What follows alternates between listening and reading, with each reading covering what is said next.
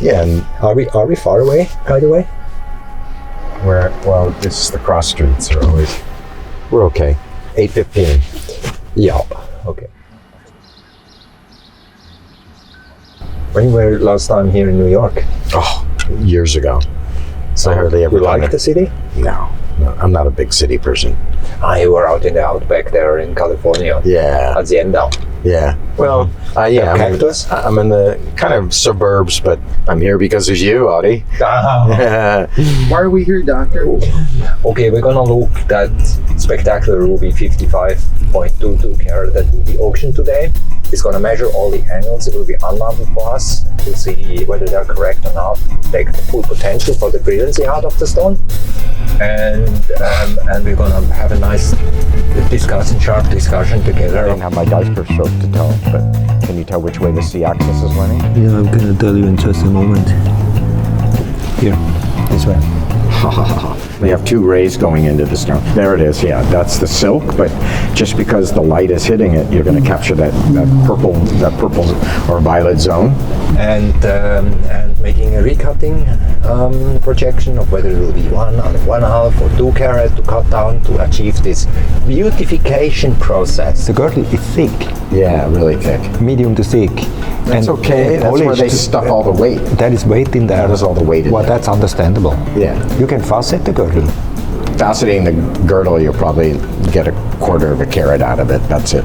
Not much. Yeah, so this is a nice potential. Glenn is the guy who has like this elaborate master cutting workshop, and he takes his time for the stones. He's the one-to-one master cutter that you were giving only those special things, and then he is there and studying and making it here and takes his time. Yes. Yeah, and takes the max out of it. There's almost no weight loss. To pull the life out of the center of the stone. Right now it's off center and one of the sides is completely windowed because the culet is off center, which means the point at the bottom is way off to one side. And so now we're talking about pushing the culet because you see how off center the culet is? Yeah. Very off center. That's why I want to measure the angle. So what they have is a steep side like this, and then they have a windowed side like that. And what you could do is push this side over to push the culet over, and then from here just step it up to get it in so you have enough material to put this side into the refractive index range. At around 37.5 is ideal at the culet. And that's where all the beauty is. And the 1/3 of the stone at the bottom is where all the brilliance normally is performed. And it's all created at the bottom third of that of So the the stone. light actually comes into the stone. It's slowed down 1.76. Right. And you want them to hit the plane down, so they're not going out, they're refracted. And so that is Bouncing back and forth and then coming back up to the It's eye. a critical angle depending on the light of speed in the stone. Right. It's called refractive index in a formula. And so now you need to find the angle and where you want to have it out of the table. And that optimization process is like a long period of experience you need to have, like 40 years of cutting. No, it's still within the 37.5, so it's still at the refractive index. That's why it shows up so nicely. Yeah, right. But the culet off center really makes it. It is windowed right there. There we go, right there. Oh yeah, you're at 70. Oh, a lot of meat down there. Yeah. Yeah, I mean they really have it like 70. So all you got to do is take 5 degrees every step, which will you lose less than a carat. Because you want to make the mistakes on small stones, not on important stones, and learn from there first. Right. And then up the scale, up. And that bulge, you can adjust the angle.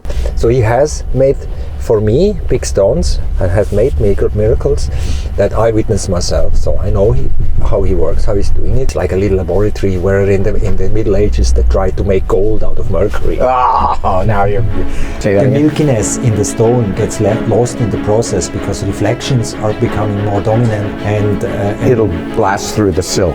Oh yeah. You're still at 37.5. You're off by 2 millimeters. 3 millimeters. 3 millimeters. So pushing it 1.5 millimeters is not that far. You saw that right away. Yeah. over 1.5 millimeters to bring it over here. You don't have to correct 100%. I don't have to overcorrect, just no, you don't enough. have to overcorrect. Not so bad. Not so bad. It's not so bad. That's Not what- as that's- bad, and what's saving it from being obvious that the culette's off center is the silk. No, you have to blast the silk out. You cannot use it to cover something up, and it should sparkle more. This stone is not for incandescent light. You see, it changes the ball game with diffused light. This is diffused. This is North Daylight, eh? You go to the light of New York, and the stone looks just fantastic. Look at that. In the natural light, it works. In the natural light, it's done. He's the beautificator, and I'm like the guy Less responsibility, right? who brings the baby to the boss. Nah, he's my boss. No, it looks in daylight. We compared it. We looked. We screwed it. It's got some brilliance to it, but it's still lacking as bright as it could be because it's a silky stone. But that is super for the auction. Yeah, it's perfect. This is the potential for the buyer. Yeah, it is. Because then you can buy it cheaper, and then you can make like a difference by having that knowledge. So we are gonna create that knowledge. Yes, and exactly. then we walk away from the scene, and let's see what happens. Because down the pipeline, we count on it that somebody is gonna need it. $1 million. Sold 30 million. Yeah.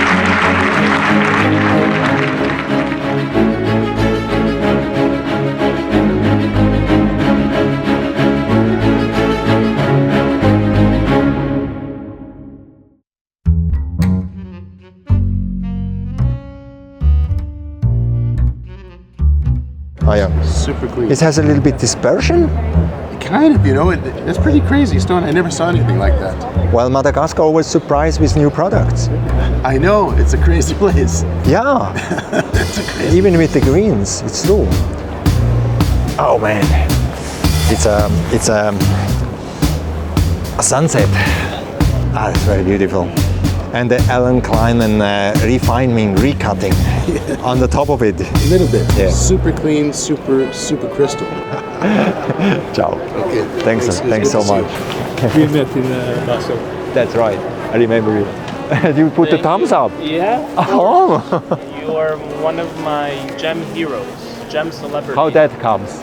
Your YouTube videos, all the knowledge you taught me when you go visit the mines, I love it. Teach me something. So is it the peacock blue? Yeah, Sutherland. No, the blue. Peacock blue? Yeah. Good, so I learned something. Very good. Bye.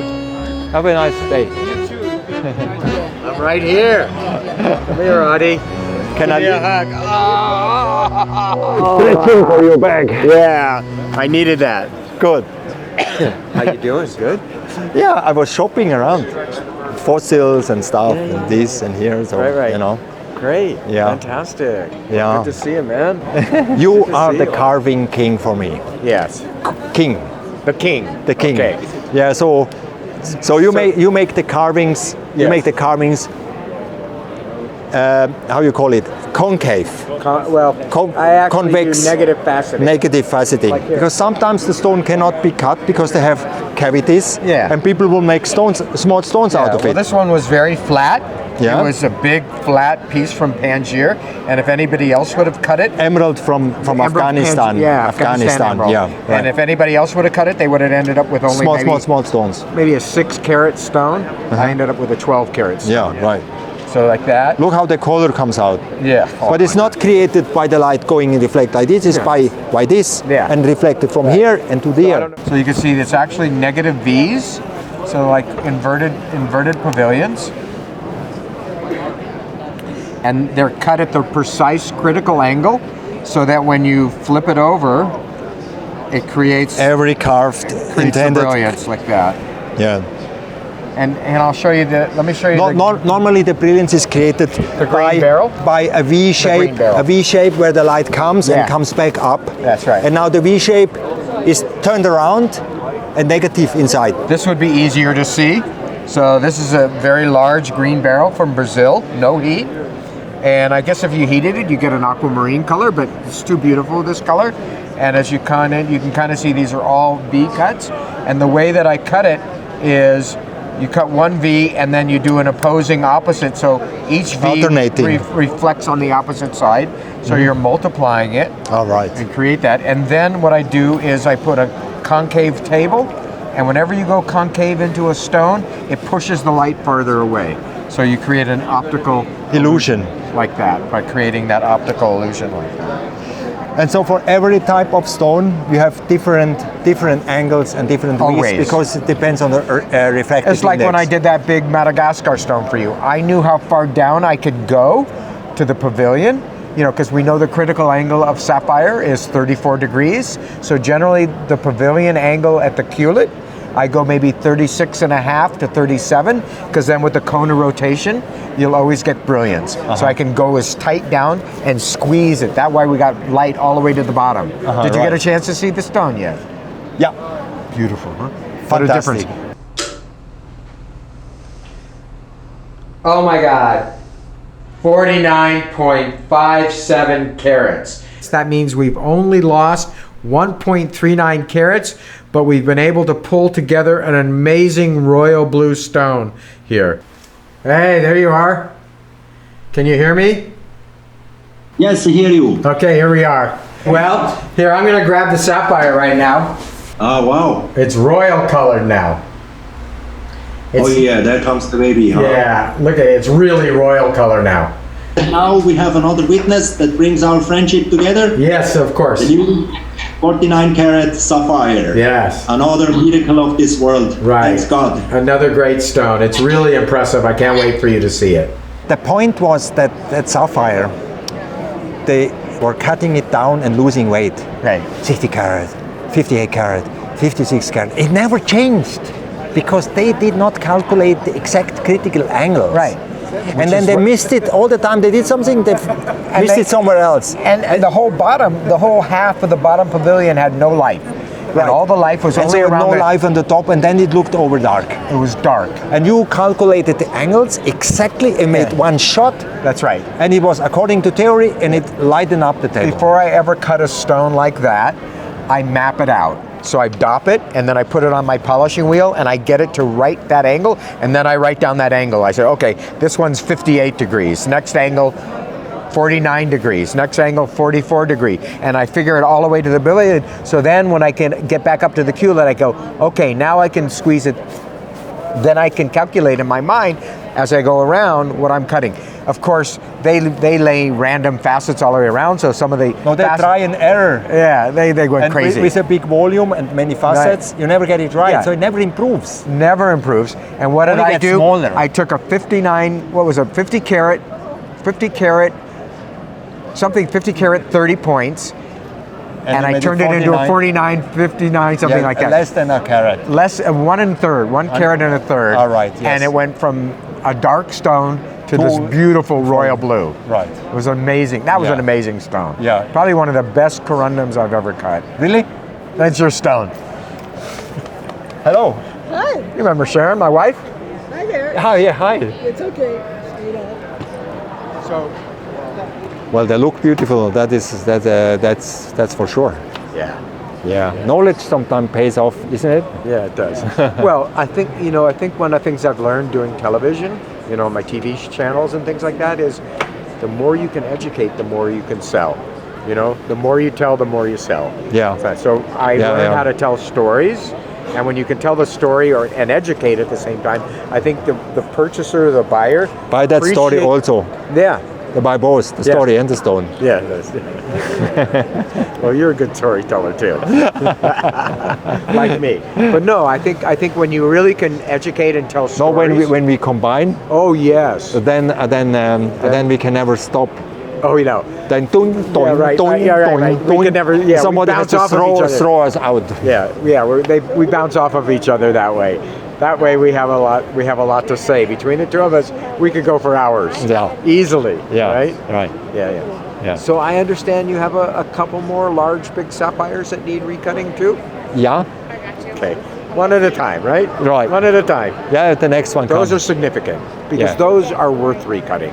Now that I've shown you what I can do with that one, you can see what I would do with others. Because the stones just increase in value. Oh, I have a question for you. When we're talking about my museum collection, the book that I gave you, Yeah.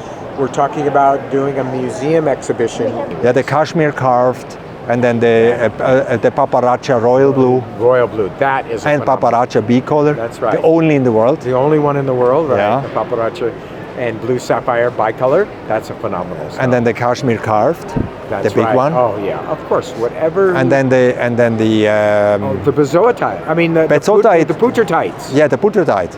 That collection alone Yeah. is a standalone. Yeah, the Putratite. Yeah, The and the Putratite carved. collection. Yeah, the Putratite collection. Right. Collection that's It's unique. That big stone. You know Right. that big stone. Yeah, the triangle. Yeah. If you look up in the Guinness Book of Record, they have a pinkish pale putratite, and they claim it's the biggest in the world. And mine is 10 times bigger.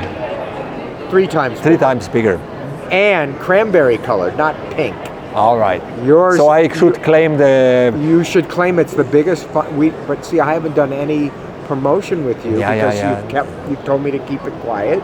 Yeah, right? yeah, so I haven't posted it or advertised, or even mentioned it. I haven't put any of our things on my Instagram. No, it has to be launched properly and nice and all that.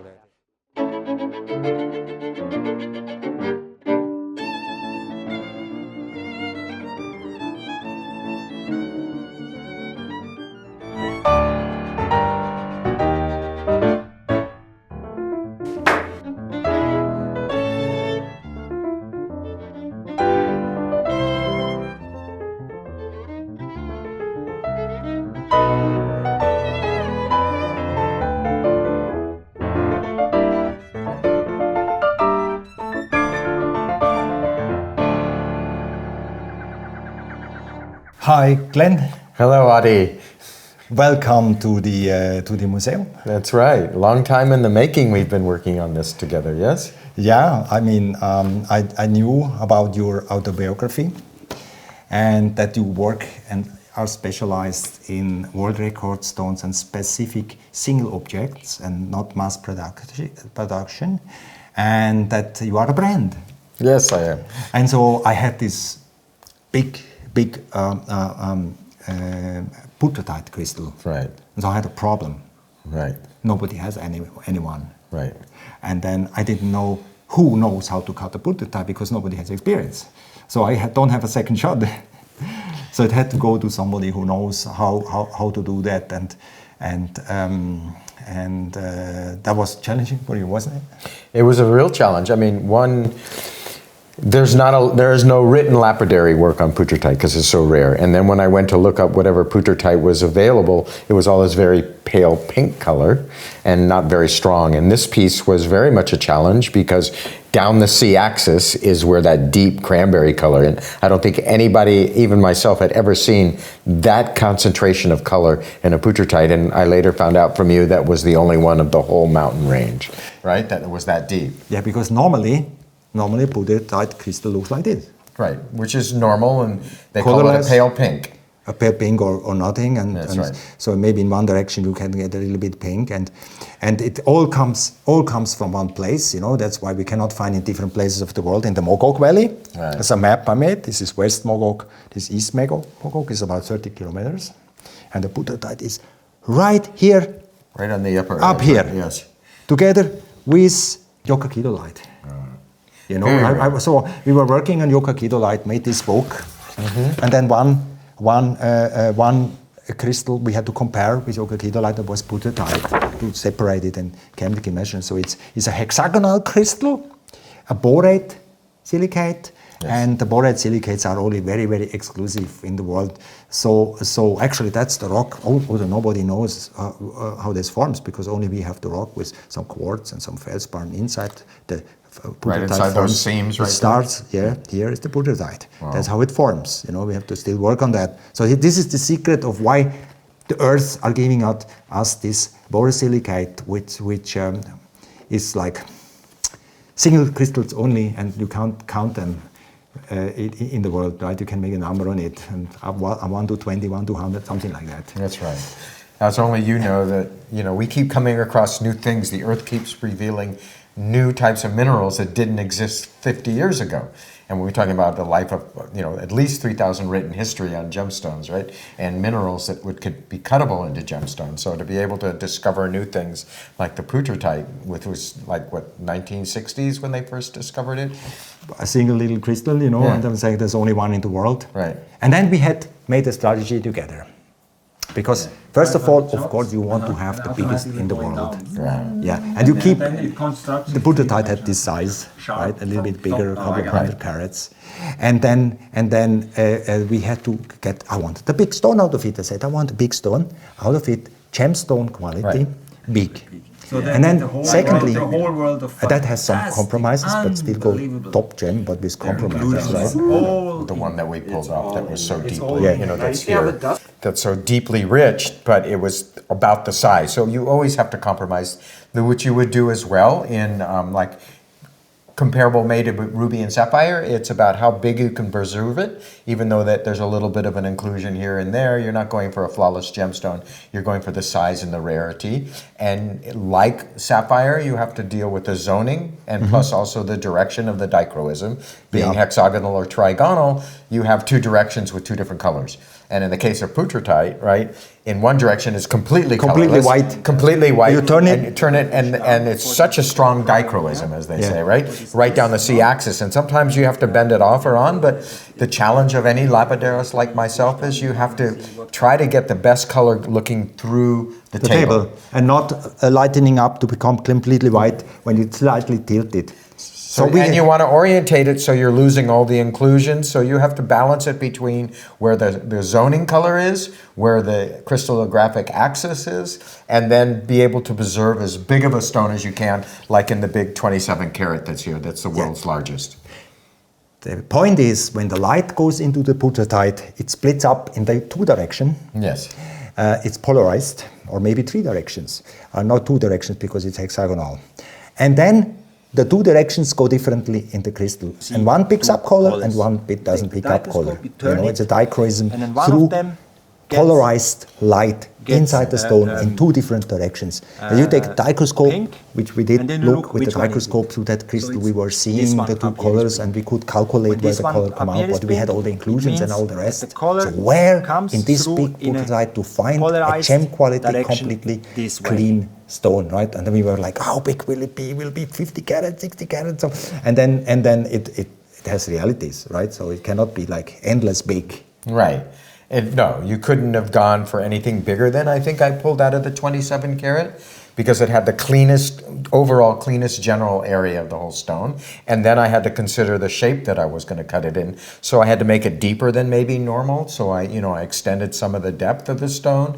Much like in this way of like a corundum where you're trying to preserve weight. So it's not like beauty, it's also, besides the beauty, you also want to consider the value of the weight that you're holding on So to. how much time did it take to make that one stone here? Oh, I probably spent close to 20 hours, cutting the stone and at least another 5 hours studying it before I even cut it. Because it came as part of the original... That was all one crystal? All one crystal. That was over 300 carats, and there's a few other stones that we have that we don't have out here today, but of course we'll show you later. But I cut, as I sawed the stone apart to see what I had, I went for all the largest, clearest areas. We were looking for one that was extremely, classical gemstone. Yeah, so preserving the color. One we said we're going to make it perfect, classic shape, not a fancy shape. Yeah. And not deep. We make one which will be considered like a classic cut, classic brilliancy, gem for everybody to understand without explanation or anything. So we wanted to have one like that. So that was this one. That's the radiant cut, the hexagonal radiant cut. That's still impressive. I think it's over 7 carats.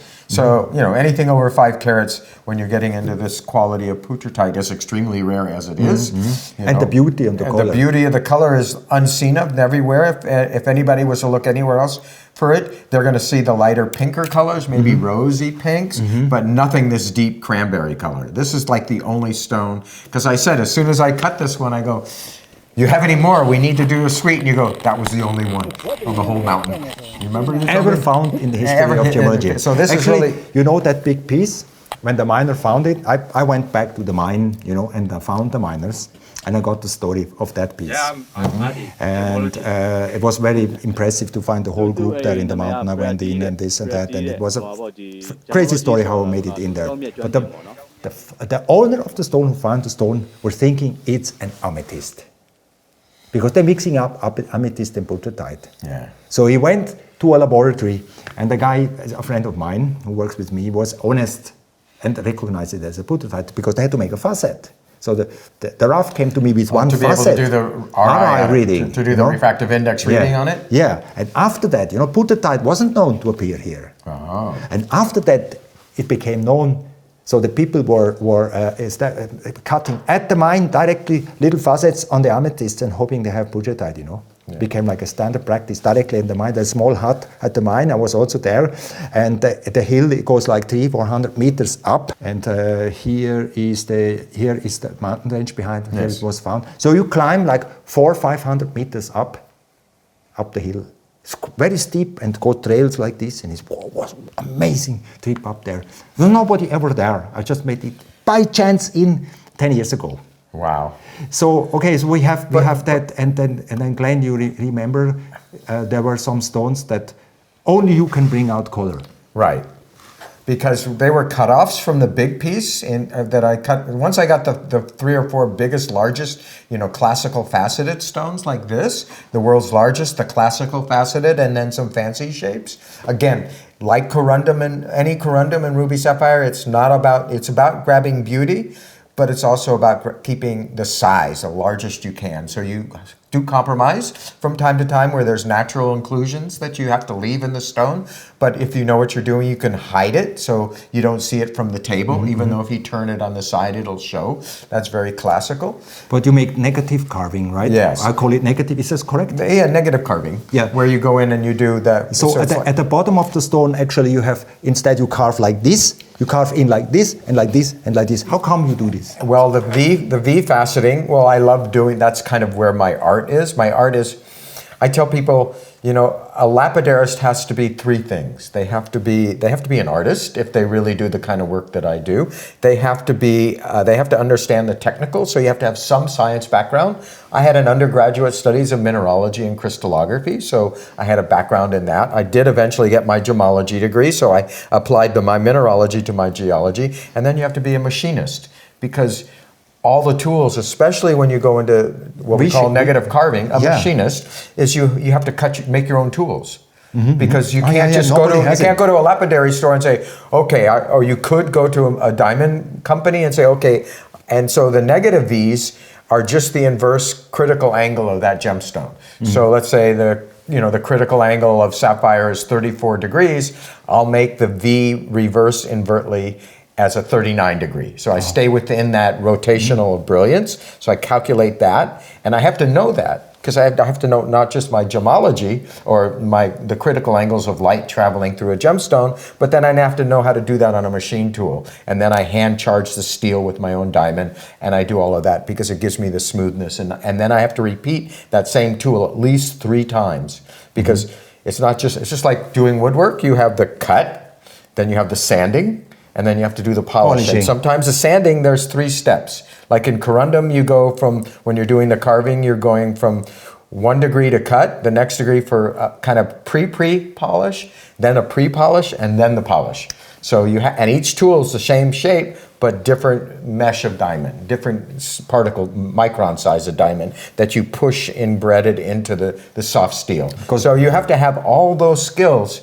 So that's what excited me about being a lapidarist, is I had come from the background of not gem cutting and jewelry. I had no background at that.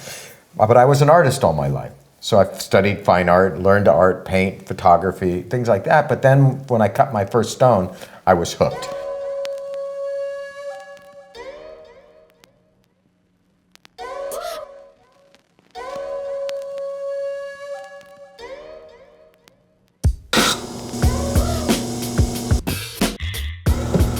Okay, camera's rolling.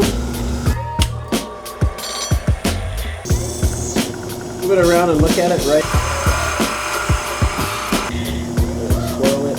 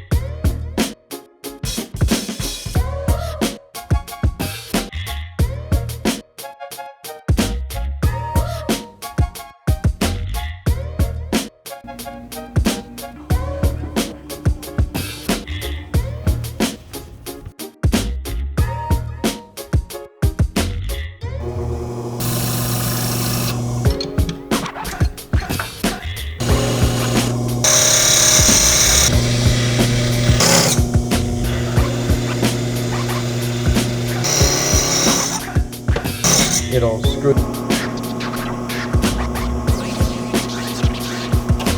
Look. The exact same metal that this was made out of. 3, 2, 1.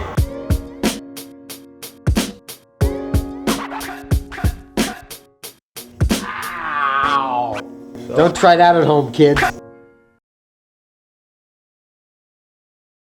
And I had this ruff from Madagascar, the only ruff of a paparacha together with a royal blue. That's right. And I wanted to keep it as the only paparacha royal blue sapphire in the world and not make two stones out of it. Right. And so the rest, you tell the story, Right. because you helped me to preserve that. That's So right. How did and it go? I think we ended up with, what was it, over 60 carats when I started, and I think it's like 47 carats now. And yes, you're right. Normally they would have made most lapidarists might have made an incision right along here to pull the paparacha off of it and Right. lose the blue. Right. Okay, there are a lot of paparachas in the world.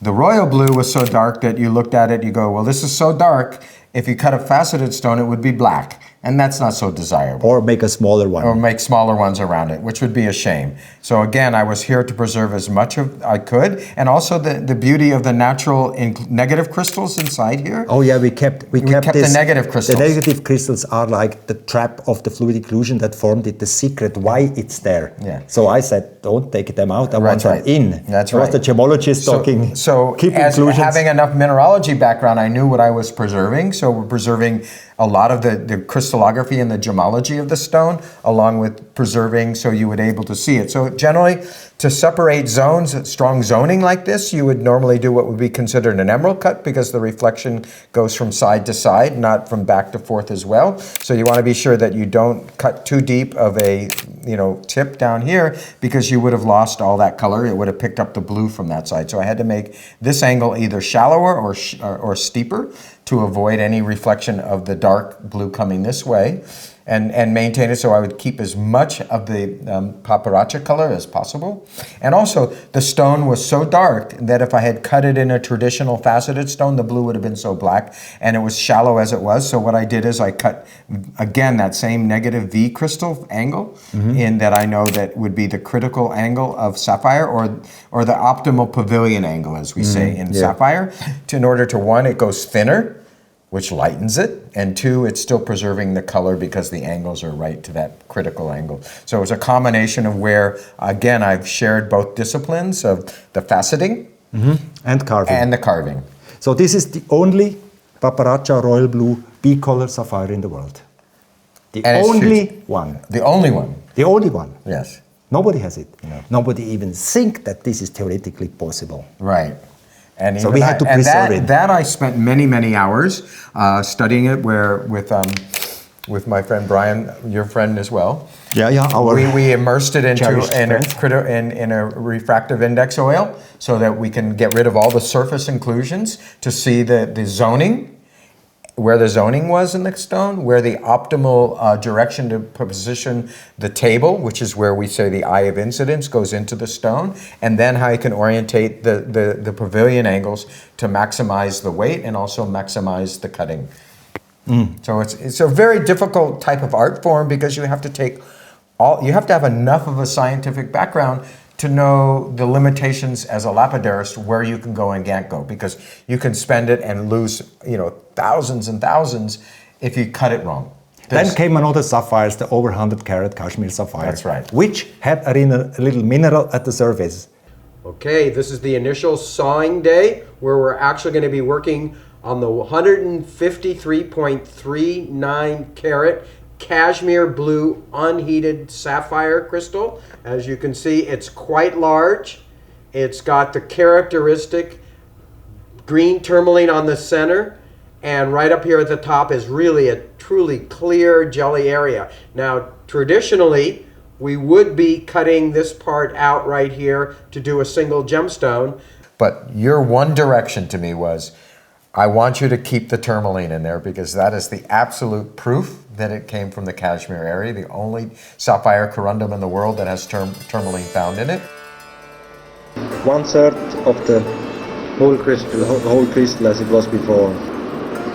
Looks like the Himalayan sky.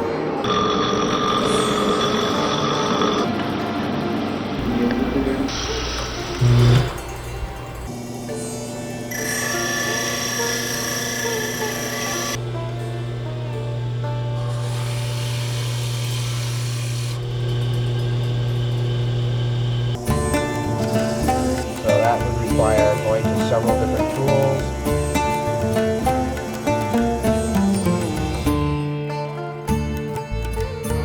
Okay, now we're ready to put in the ultrasonic. Really get it clean. And we're gonna find out what the real final weight is of this cashmere natural blue sapphire carving. Probably the only one of its type in the world. The piece that you carved for me with the tourmaline actually appeared already in a book. Oh, wow. You see? I haven't seen this book yet. With Fantastic. augmented reality. Yes. That's so fantastic. it plays and turns around. The tourmaline was like an extra demand. Yes. But I wanted to all the history of the fluids and inclusions also preserved and not cut off, even if it's not gem quality, That's because right. I could have cut stones and become a rich man. Right. I decided not to become a rich man and keep the piece like it is. Well, and because this is where historically or gemologically it proves the rarity of that stone, where you wouldn't have been able to appreciate it as a raw crystal. One, it wasn't a perfect crystal anyways, but two, you wanted to preserve the internal beauty of the stone, not necessarily the external. And even if you notice right here, this is kind of a peachy pink color. There's not a... It's a little bit chromium. A little pink color. Now it's 120 carats plus, and that means it is the world record carved cashmere sapphire. And so we were like, no, we're giving up the commercial aspect on it, and we are focusing on art, right, carving, with a little extra which the ping of a mineralogical tourmaline, premium in it. a little gemological premium on it that shows that we had the knowledge that this one has to be kept. Yes. Plus all the fluid inclusions telling the story, the uplift history of the Himalayan, which is written in the fluid inclusions and all the minerals. So we wanted that in. So it's geological history, our joint venture and merger into a new dimension of creating art and gemological world together. And also creating at the same time world record pieces that become a reference, right? And so we are growing together in our particular brands. That's right. As we go down, 100 years, 200 years from now, they're going to look back and historically be able to identify this piece from a certain era type, lapidaris it will be in a museum. and of collection. It is a museum piece for what it is. Yeah. It was a very difficult stone. Without carving in all these negative facets, we would also not have created all these colors that appear, Yes. So I knew you can make the negative carve, so you can also make beauty into it in terms of color. So that is not the only piece that will be referenced in the literature. I think you brought me also a surprise. I did. So this is like 44 years of my culminating, which is certain pieces in my history that I've done. I've won many awards. I've been on over 22 magazine covers. And so historically, I've been building my brand for many years as a lapidaris gemologist, cutting for gemstones of all sizes. So this collection is actually a culmination like yours and my work, where I work with a very well-known designer named Paula Crevichet. She's one of the most living legends right now, where she's had museums everywhere around the world. And her and I have worked together for 30 years now, where she'll take my gemstone and then turn it into a finished piece of jewelry that then goes to museums or goes to private collectors. This is a culmination of 12 pieces that we did specifically in mind not to sell. So yeah, we're not going to break the 12 pieces apart. One of the conditions is if we sell the collection to a collector or a museum, it has to stay intact as a whole collection. So it's not about, again, if I sold each individual piece, would I become a rich man? Yes, but no, I really wanted it to be an accolade or a moment in my historical record as a lapidaris, culminating it. And many of the pieces in this collection had already won awards from like the cutting edge or the Spectrum Awards, as they call it, which is like the Oscars of gem cutting. Over half of them that are in this book, like this one piece right here, the big 200 carat Ukraine aquamarine, won an award, first place award. And so then I put it in the safe, like you, I collect it, not for sale. And then when she approached me and said, I want to do a museum collection with you, then I pulled out the 6 pieces that already won an award and we started this collection. This collection was completed now, it's now in a museum. But I brought you, there was only 80 books printed. This is not for sale, this book. It was only published for collectors and special clients of mine. And I brought you one of the 80 books. So I want to personally sign it for you today, and then close up of her gold work. So you can see they're all, each piece is, there's many pieces, and I won't go through that now. But for now, this is just for you. Oh. So now we know how we are gonna appreciate the work you did for us in the knowing the context, you know, of your other work that you do.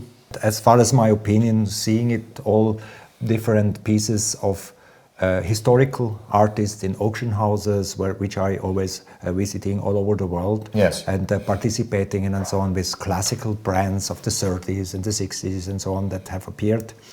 We're seeing another new star at the horizon with new technology and everything, a new brand, a new historical moment. That's you. When you look back on history, you can look back to the ancient Celtic art or the ancient jewelry art of Egypt, so they know historically in time the approximate date or era period that particular style was developed during. So when people go to auction houses and they see a piece of jewelry there, they go, oh, that's Art Deco. They know immediately it was done by this artist during this historical period, which gives it what we call provenance. And so the intention that Paula and I decided to do, we wanted to create our own moment of history, which is a culmination between her pinnacle as a jewelry designer, and my pinnacle of 44 years as a gem artist, and come together where the jeweler and the gemologist or gem carver come together and create a unison. Rarely do the two work together, you know, because in time past, the jewelry designer would see already cut stone, and then they work from that cut stone. But what was unique about Paula and I is, besides the pieces that won awards, many of the pieces in this book, we sat down and described what we wanted. And then I went off and I carved it, and then I brought it back to her and she designed it. And much like what you do with me, you come to me and you go, this is a very rare piece of cashmere sapphire, I want you to do this, this, and this, and this. And then I take it and I interpret what you want and try to give it as much beauty as I can, because that's my skill. And then together we've done a collaboration where the collection is all based on that, whether it's the Putratites, the Pozoisites, the cashmere sapphires, the Madagascar bicolor. Each one has a history now and a story to it. And we've also cataloged it, because you can show the locality, and I can then show the steps along the way in my lapidary studio, so you can see the work that I'm doing, the equipment that it takes, and then coming together, and then the final interpretation. So I will keep this all together as a collection. That's correct. And once your brand will be the new star, we will participate in that fame that you created for yourself by having with us part of you. That's right. Hopefully I'll still be a living legend, not a dead legend. No. We're keeping each other. Yeah, keeping each other alive by passion, projects, and everything. And so you will be always part of my life. And yours and mine. Thank you. You're welcome. God, that was fucking